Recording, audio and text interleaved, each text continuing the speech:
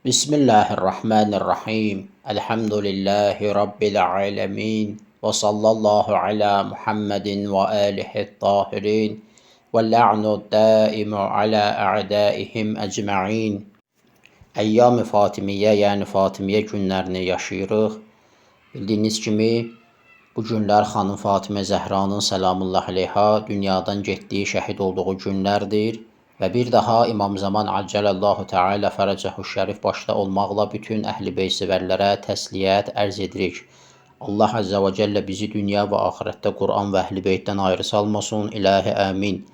Xanım Fatimə Zəhranın səlamullah əleyha fəziləti barəsində bir hədis qeyd eləmək istəyirəm. Bu hədis Əhl-i Sünnətin ən səhih Quran-ı Kərimdən sonra, hətta Vəhabilərin təbiri ilə desək, yer üzündə Quran-ı Kərimdən sonra ən səhih hesab etdikləri Buxarıda gəlib 3767 rəqəmli rivayətdir.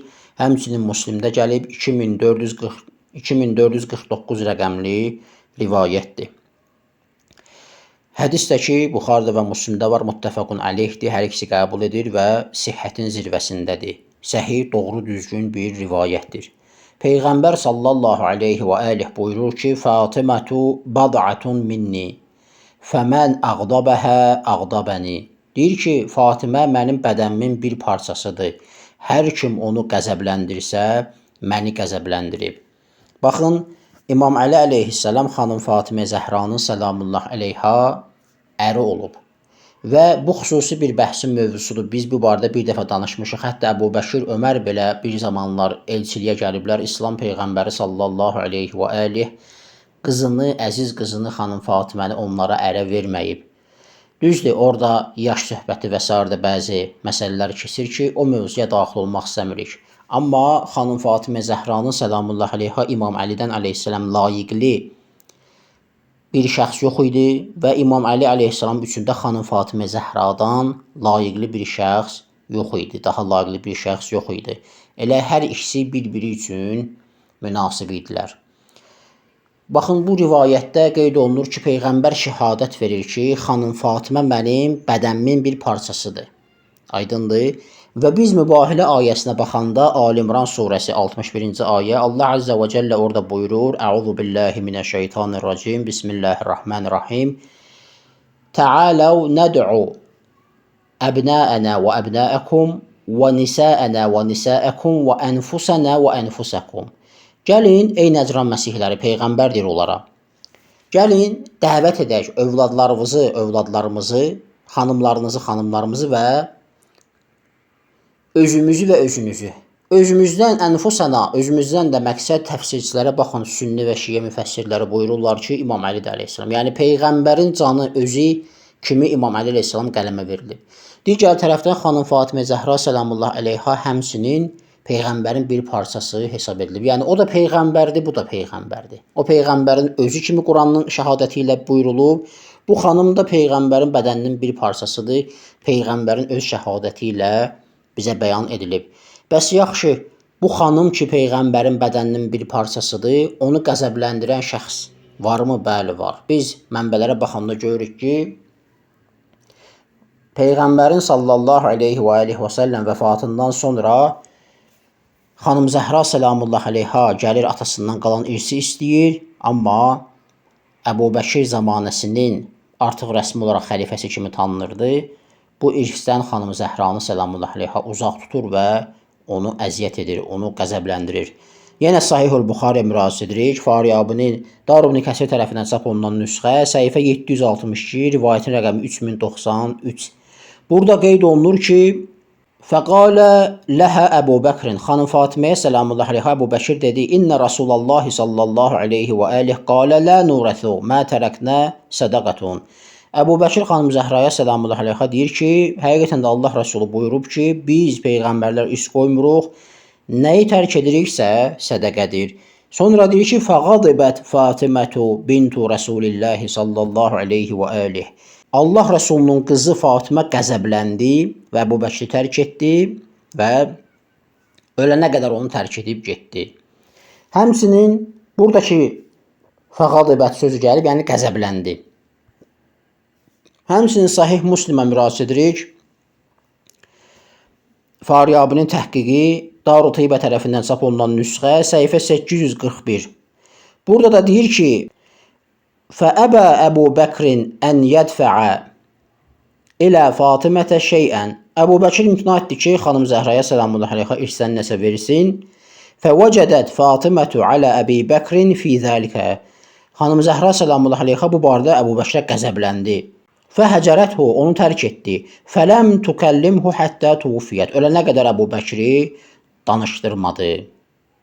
Baxın, burada da vəcədə sözü qadibə mənasına gəlir. Orada da açıq-aşkar Buxari deyir ki, fəqadibət və qəzəbləndi Allah Rəsulunun qızı Fatimə selamullahi aleyha. Peyğəmbərin qızını da qəzəbləndirən Allah Rəsulunu qəzəbləndirir. Peyğəmbərin özünü qəzəbləndirmiş olur. İndi gedin baxın görün öz şəriətimizdə Allah Rəsulunu qəzəbləndirənin hökmü nədir? Həmçinin də başqa hədisdə buyurulur ki, hər kim qızın Fatiməyə əziyyət etsə, mənə əziyyət edib. Bunun üçün də Əlbaninin təlif etdiyi Səhih Tirmizi kitabına baxa bilərsiniz. 3869 rəqəmli rivayət, Əhməd ibn Həmbəldə 16123, Təbərani gətirib 13-cü cild səhifə 113-də. Orada deyir ki, Fatimə bad'atun minni, innəmə Fatimətu bad'atun minni yu'zini mən əzəhə. Fatimə mənim bədəmin bir parçasıdır, mənə əziyyət eləyib ona əziyyət eləyən. Və gedin Quran-ı Kərimə müraciət eləyin, görün ki, Quran-ı Kərim Tövbə surəsi 61-ci ayədə buyurur ki, وَالَّذِينَ يُؤْذُونَ رَسُولَ اللّٰهِ صَلَّى اللّٰهُ عَلَيْهِ وَآلِهِ لَهُمْ عَذَابٌ أَلِيمٌ.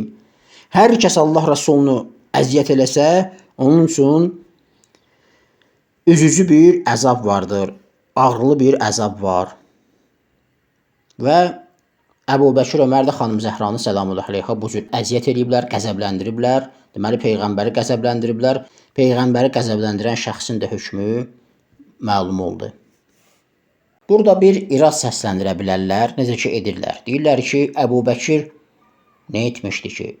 Allah Rəsulundan eşitmişdi ki, Peyğəmbərlər üz qoymur və o da Allah Rəsulunun sözünə əməl etdi. Hətta bu xanım Fatimənin selamullahi aleyha qəzəblənməsinə, əziyyət edilməsinə səbəb olmuş olsa belə, Allah hökmünü icra etdi. Biz buna cavab olaraq deyirik ki, əslində bunun özü siz tərəfindən xanım Fatimə Zəhranın selamullahi aleyha təhqir edilməsidir. Niyə görə? Ona görə ki, xanım Fatimə Zəhra selamullahi aleyha adi bir şəxs deyil.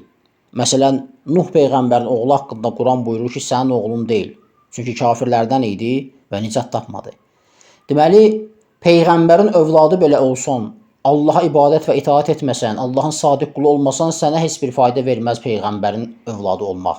Deməli, xanım Fatimə Zəhra selamullahi aleyha həmçinin özünün belə öz ibadət və itaətinə görə də böyük bir fəzilət və məqamı var idi. Elə bir həddə ki, Peyğəmbərdir, onu əziyyət eləyən mənə əziyyət eləyib. Onu qəzəbləndirən məni qəzəbləndirib. Heç kəsin haqqında belə bir söz deyilməyib. Gətirsinlər, göstərsinlər, görək Əbu Bəkir Ömərin haqqında bu rivayətlər mövcuddurmu? Və belə bir xanım heç bir zaman əgər Əbu Bəkri doğru düzgün bir insan kimi tanısaydı, Əbu Bəkirin biz Peyğəmbərlər irs qoymuruq, Peyğəmbər buyurub ki, biz Peyğəmbərlər irs qoymuruq deməsinə mütləq inanmalıydı. Amma o nə edir? Qəzəblənir və oranı tərk edib gedir, Əbu Bəkri heç vaxt dindirmir. Əgər o etiqad etsəydi ki, Əbu Bəkir düz deyir, o Əbu Bəkirin sözünə razılaşardı.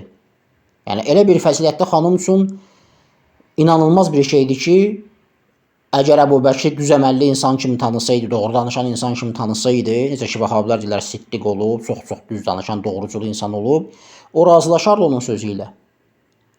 Deməli, onu doğru düzgün insan kimi tanımayıb və doğru demədiyinə etiqad edib.